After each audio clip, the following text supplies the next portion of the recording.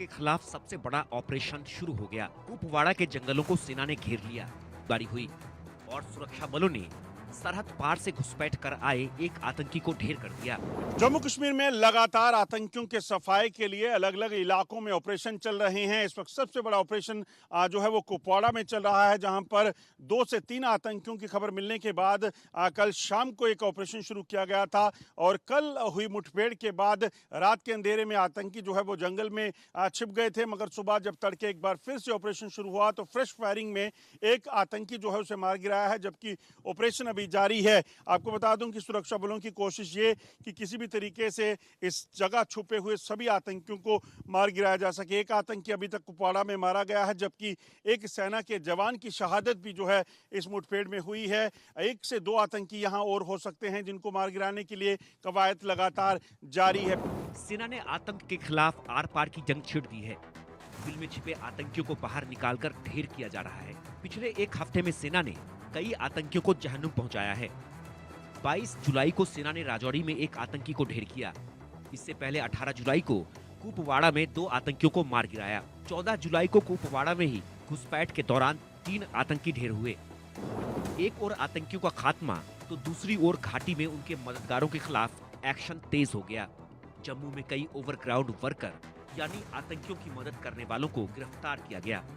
उनसे पूछताछ की गई, जिससे पाकिस्तानी साजिश का खुलासा हुआ। पूछताछ में पता चला है कि आतंकियों को पाकिस्तानी सेना का समर्थन है। पाकिस्तानी सेना आतंकियों को ट्रेनिंग दे रही है, घुसपैठ में आतंकियों की मदद कर रही है, आतंकियों को हथियार मुहैया करा रही है। इन खुलासों के बाद सेना ने आतंकियों के सफाई के लिए खास रणनीति बनाई है। घाटी से आतंकियों के खात्मे के लिए ऑपरेशन जारी है। लेकिन सवाल है कि घाटी में आतंकियों के कितने मददगार हैं, और जब आतंकी पीठ पीछे वार कर रहे हैं तो सीधा वार क्यों नहीं। Bureau report, India news. उधर जम्मू कश्मीर में आतंकी हमले का मुद्दा देश की संसद में भी उठा। कांग्रेस सांसद प्रमोद तिवारी ने राज्यसभा में जम्मू कश्मीर में आतंकी हमले को लेकर सरकार से सवाल पूछे, जिस पर केंद्रीय गृह राज्य मंत्री नित्यानंद राय ने उन्हें जवाब दिया। विस्तार जानना चाहता हूं कि हमारे जो सैनिक शहीद हो रहे हैं इनकी क्या जहां तक महोदय सुरक्षा का सवाल है और यह जानना चाहते हैं महोदय, तो यहाँ इधर विगत कुछ दिनों में वहाँ आतंकवादी 28 मारे गए हैं। 28 मारे गए। अब महोदय यह विषय दुख का है कि इस घटनाओं में हमारे उस मुठभेड़ में कुछ हमारे फौज की भी मौत हुई है, जो दुखद है। और वह इससे जो आतंकवादी मारे गए हैं उससे अपने जो सैनिक मरे हैं उसकी संख्या बहुत कम है। और बिल्कुल बहुत कम है। और जब मैं इनको मैं बताना चाहता हूं महोदय कि जरा महोदय 2 मिनट समय दिया जाए। इन्होंने बहुत बड़ा विषय उठाया है महोदय। जरा मैं इनको बताना चाहता हूं कि 2014 से 2004 से 14 तक कुल आतंकवादी घटनाएं 7217 हुआ था। 7217। और 2014 से 21 जुलाई तक 2259 हुआ है, जो नहीं होना चाहिए। दुखद है, लेकिन उस पर वह राजनीति नहीं करे। और पहले इस जो मुठभेड़ चल रही है उसका अपडेट आपको बता दें। सीधे श्रीनगर चलते हैं। मेरे सहयोगी आशिक मीर इस वक्त मेरे साथ जुड़े हुए हैं। आशिक, अभी का क्या अपडेट है जो कुपवाड़ा में जो मुठभेड़ चल रही है, अभी क्या है? क्योंकि खबर आ रही थी कि 2 से 3 आतंकी और हो सकते हैं वहाँ। देखिए, कुपवाड़ा के लोला के इलाके में जो है सुरक्षा बलों को कल एक इंफॉर्मेशन मिली थी कि इस इलाके में घुसपैठ करके 2 आतंकी जो है दाखिल हुए हैं। इसके बाद सिक्योरिटी फोर्सेस की तरफ से इस इलाके को ऑपरेशन चलाया गया। इस पूरे इलाके को घेरे में ले लिया गया, जिसमें फौज की 28 आरआर और साथ साथ जम्मू कश्मीर की पुलिस की नफरी जो है शामिल थी। और जब सस्पेक्टेड स्पॉट की तरफ सिक्योरिटी फोर्सेस बढ़े तो वहां पर मौजूद आतंकियों ने सिक्योरिटी फोर्स पर फायरिंग की, जिसके बाद जो है एनकाउंटर शुरू हुआ। कल देर शाम गए इस ऑपरेशन को हाल्ट करना पड़ा, क्योंकि अंधेरे के कारण इस ऑपरेशन को जो है हाल्ट करना पड़ा, और सुबह जो है फिर आतंकियों के साथ कांटेक्ट जो है एस्टैब्लिश किया गया।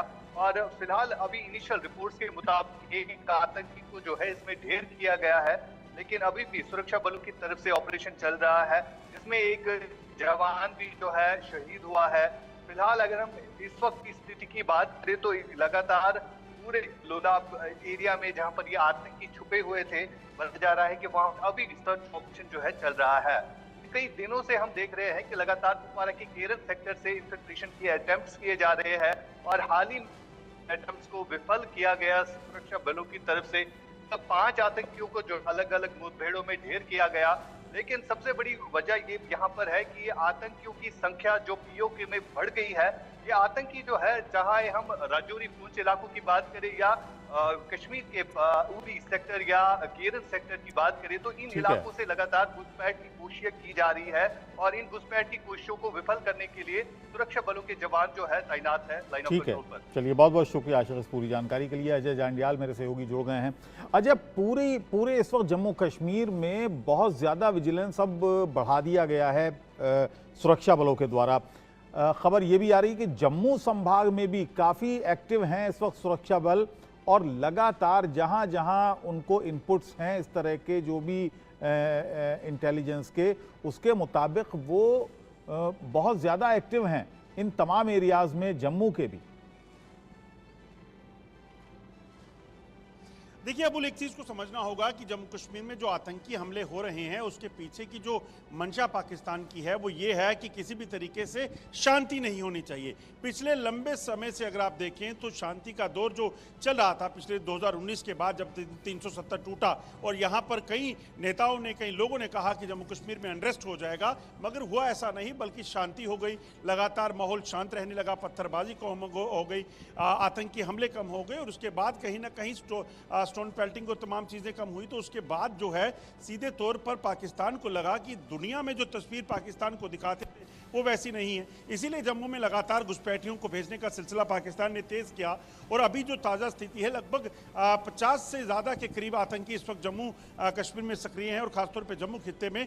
ये आतंकी जो हैं, इनके पास बड़े सोफिस्टिकेटेड वेपन हैं, इनके पास जो है कम्युनिकेशन डिवाइसेस ऐसे हैं जिनको ट्रेस करने में काफ़ी दिक्कत आ रही है। कहीं ऐसे इनके पास आपको बता दूं कि सॉफ्टवेयर्स हैं जो ट्रेस नहीं हो पाते, जिनका इस्तेमाल जो है सैटेलाइट के जरिए किया जाता है। हथियार इनके पास M4 कार्बाइन राइफल से लेकर स्टेयर AUG राइफल जो ऑस्ट्रियन मेड वेपन है वो है। ये तमाम चीज़ें तभी मिल पाती हैं किसी आतंकी संगठन को, दहशतगर्दों को, जब उनको एक सरकार, एक सेना सपोर्ट करती हो, क्योंकि ये सब हथियार जो आतंकी इस्तेमाल कर रहे हैं मासूम लोगों की हत्या के लिए, सेना पर हमलों के लिए, वो हथियार हैं जो इनको आतंकियों को जो है वो सेना की तरफ से, पाकिस्तान की तरफ से, चीन के जरिए दिए गए हैं। तो ये कहीं ना कहीं बताता है कि ये बड़ा कंसर्न है, और सुरक्षा बलों ने इसीलिए इस वक्त की बात करें तो अबुल लगभग 7 ऐसे डिस्ट्रिक्ट हैं जहां पर इस वक्त एंटी टेरर ऑपरेशन जो है वो चल रहे हैं, और बड़े लेवल पर चल रहे हैं। उसी का नतीजा है कि जल्द जम्मू कश्मीर में शांति बहाली को जो है सुनिश्चित करना है, क्योंकि सितंबर में विधानसभा चुनाव होने हैं, और इन चुनावों से ठीक पहले इस तरह से पाकिस्तान की प्लानिंग की जम्मू कश्मीर में अशांति फैलाई जाए, उसे नाकाम करना बेहद ज़रूरी है। चलिए अजय, बहुत बहुत शुक्रिया इस पूरी जानकारी के लिए। और हमारे साथ खास मेहमान जुड़ेंगे, RS पठानिया साहब थोड़ी देर में हमारे साथ जुड़ेंगे। भारतीय जनता पार्टी के नेता हैं, नम्रता शर्मा प्रवक्ता हैं कांग्रेस की, वो हमारे साथ जुड़ गई हैं। अमित रैना कश्मीरी पंडित हैं और राइटर हैं, वो भी हमारे साथ जुड़ेंगे। Major general retired Shashi Asthana साहब हमारे साथ हैं, रक्षा विशेषज्ञ हैं। Major general Rajan Kochar retired रक्षा विशेषज्ञ हैं, ये भी हमारे साथ हैं। नम्रता जी, लगातार हम इस बारे में बात कर रहे हैं, भारतीय जनता पार्टी का सरकार है केंद्र में, उनका अपना मत है, और हमने देखा कि इस पूरे मामले में, क्योंकि देश से जुड़ा मामला है, देश की अखंडता से जुड़ा मामला है, लेकिन हमने देखा कि राजनीति हावी हो जाती है, बयानबाजी होती है, एक दूसरे को नीचा दिखाने की कोशिश होती है, संसद में भी हमने देखा। तो क्या ये एक ऐसा मैटर है जिस पर विपक्ष को, सरकार को बैठकर विचार करना चाहिए, क्योंकि देश की अखंडता से जुड़ा हुआ ये पूरा मामला है? सबसे पहले तो मेरी भावभीनी श्रद्धांजलि है आज भी जो एक हमारा सैनिक शहीद हुआ जी। हमारा, उसके लिए, क्योंकि उसने सर्वोच्च बलिदान दिया है इस देश के लिए। देखिए, आज आप राजनीति की बात कर रहे हैं, सवाल पूछना राजनीति नहीं होती। 2014 तक आपने देखा कि यहाँ किस तरह से जम्मू को तो बिल्कुल सफाया कर दिया गया था, यहाँ मिलिटेंट एक्टिविटीज का। कश्मीर में भी हमने देखा कि बिल्कुल हमने कंट्रोल कर लिया था। साउथ कश्मीर के अंदर कभी एक दो घटनाएं हो जाती थी, वो भी उसमें भी बहुत मुझे लगता है कि कमी आई थी। लेकिन लगातार ये बढ़ते आतंकी हमले पिछले 40 दिनों के अंदर, 42 दिनों के अंदर हम देखें तो 14 सैनिक शहीद हुए हैं, 10 श्रद्धालु शहीद हुए हैं, सिविलियंस शहीद हुए हैं। कितने घायल है? मेरे ख्याल 60 से ज्यादा सैनिक घायल है और 10 से ज्यादा सिविलियंस घायल है। तो ये जो आंकड़ा है, ये अपने आप प्रश्न उठने में हमें नम्रता जी, मसला यही है, बीजेपी के प्रवक्ता होते हैं, बीजेपी नेता होते हैं, वो कहते हैं साहब इनके 10 साल देख लो, हमारे 10 साल देख लो, इनके 10 सालों में कितने मरे, हमारे 10 सालों में कितने मरे। ये मुकाबलेबाजी शुरू हो जाती है।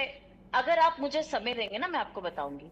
70 साल ये बात करते हैं, पिछले 30 वर्षों में 16 साल तो हुकूमत भारतीय जनता पार्टी की रही है। अगर 70 साल का हम आंकलन करें, पिछले 30 वर्षों का आंकलन करें, तो उसके बाद मैं आपसे ये बताना चाहती हूँ कि अगर हम बात करें कि 70 साल, 30 वर्षों का आंकलन अगर हमने किया, 16 वर्ष हमने बीजेपी को दिए, अब 16 वर्ष के अंदर ये कितना 10 वर्षों के अंदर कर पाए इसको कंट्रोल? हमने तो इनको यहाँ शांतिपूर्ण माहौल दिया था। और हमें ध्यान रखना चाहिए, वही मोदी जी थे जो कहते थे कि फौज कमजोर है, नहीं, देश की केंद्र में बैठी सरकार कमजोर है। आज जब 70 साल देश की आजादी को हो चुके थे, 80 साल आज हो गए हैं, जब अंग्रेजों से हमने इसको आजाद करवाया, तो तब देश उस कैपेबल नहीं था कि इस तरह से कर पाता। लेकिन आज हमारे पास आधुनिक हथियार हैं, हमारी फौज बहुत लैस है आधुनिक हथियारों से। आज अगर ऐसी घटनाएं होती हैं तो सवाल पूछना तो लाजमी है ना जनाब। ये पीठ किस बात के लिए थपथपाते हैं? इन्होंने नोटबंदी की, कहा कि हम टेररिज्म को खत्म कर देंगे। इन्होंने उसके बाद यहाँ 370 हटाई, कहा कि ये बहुत बड़ा रोड़ा है, यहाँ टेररिज्म इसीलिए पनपता है। आज ये कहते हैं पाकिस्तान वहां से आतंकवाद को बढ़ा रहे हैं, लेकिन पाकिस्तान तो शुरू से ऐसी नापाक हरकतें करता रहा। हमने कहा चाइना मैं सबका कमेंट ले लूं, मैं सबका ओपनिंग कमेंट ले लूं, फिर आपके पास आऊंगा। अमित रैना जी, आप क्या मानते हैं, क्यों एकदम से ये बढ़ गई हैं घटनाएं? 2021 से अगर हम आंकड़ा देखें तो ये ग्राफ लगातार ऊपर जा रहा है। देखिए, जैसे जैसे कश्मीर में शांति बहाल होती जाएगी, उसी पाकिस्तान बेचैन होता जाएगा और वो निरंतर प्रयास करेगा कि कश्मीर में हालात सामान्य ना हो। ये तो हमको मानना पड़ेगा, क्योंकि डीप स्टेट ऑफ पाकिस्तान जो है उसका वेस्टेड इंटरेस्ट है जम्मू एंड कश्मीर की टर्मोइल।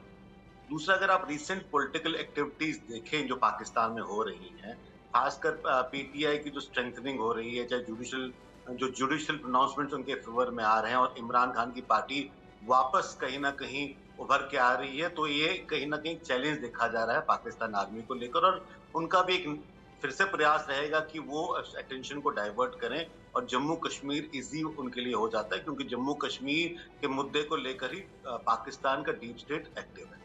तीसरा, हमारी सरकार का भी फेलियर है, और ये मैं कहने में हिचकिचाऊंगा नहीं, क्योंकि हमारे जो स्लीपर सेल जो जम्मू एंड कश्मीर में हैं वो एक्टिव हो रहे हैं और हम उनको आइडेंटिफाई नहीं कर पा रहे हैं। पिछले साल कटरा के बॉम्ब ब्लास्ट में एक टीचर इन्वॉल्व था, तो बड़ा ही क्लियर इंडिकेशन था कि स्लीपर सेल एक्टिवेटेड है। अभी हमने देखा जो रियासी में टारगेट्स हुआ, उसमें हमने एक लोकल को पकड़ा जो दिखा रहा था टेलिस्कोप की कौन सी बस है, अगेन स्लीपर सेल एक्टिव था। और इसके अलावा आप जो देखेंगे, जो अभी टेरर ग्रुप जम्मू रीजन में खासकर ऑपरेट कर रहा है, उसमें से एक ग्रुप वो माना जा रहा है जो पिछले 2-2.5 साल से ऑपरेट कर रहा है। अगर वो पिछले 2-2.5 साल से ऑपरेट कर रहा है तो इसका मतलब साफ है कि कहीं ना कहीं उनको सपोर्ट मिल रहा है, उनको कवर मिल रहा है, उनको खान पीन मिल रहा है, उनको संरक्षण मिल रहा है। तो इंटेलिजेंस फेलियर्स भी रहे हैं, तो कहीं ना कहीं मल्टीपल लेवल्स पे फेलियर है। दूसरा, स्टेट में अगर आप देखें, जम्मू कश्मीर का जो स्टेट था पहले, उसमें एक यूनिफाइड कमांड था, आज भी यूनिफाइड कमांड है, और उसमें गवर्नर को एडवाइस करने के लिए एक सीनियर फौजी जाता था एज एन एडवाइजर सिक्योरिटी को लेकर। आज आपके पास यूनिफाइड कमांड तो है, मगर उसमें एलजी के पास एक भी एडवाइजर नहीं है जो सिक्योरिटी एंगल से उनको एडवाइस कर सके। तो आप दिल्ली से इसको माइक्रो मैनेज नहीं कर सकते, आपको स्टेट में रहकर भी अंडरस्टैंड करने पड़ेंगे डायनामिक्स, और उसके लिए आपको एक सिक्योरिटी एडवाइजर की आवश्यकता जरूर रहेगी। चलिए अब इसके दूसरे पहलू पर भी आते हैं। क्या आतंकियों ने अपनी